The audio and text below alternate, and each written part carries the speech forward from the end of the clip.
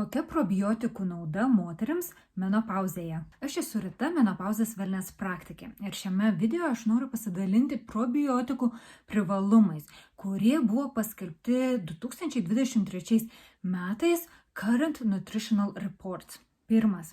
Kaulų sveikata. Probiotikai, gerindami žarnyno sveikatą, pagerina ir kalcio pasisavinimą. Ir taip pat pagerina kaulų tankį. Širdies ir kraujagyslių sveikata. Probiotikai gerindami žarnyno sveikatą padeda sumažinti cholesterolio kiekį. Makšties sveikata. Probiotikai padeda palaikyti sveiką makšties mikrobiomą.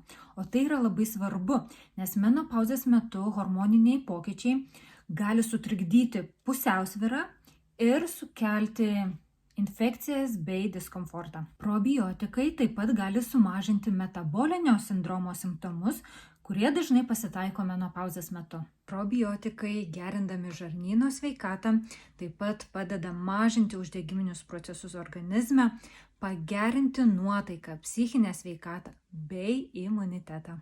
O kurios bakterijos turėjo daugiausia efekto atliktuose tyrimuose, pamatysite ekrane.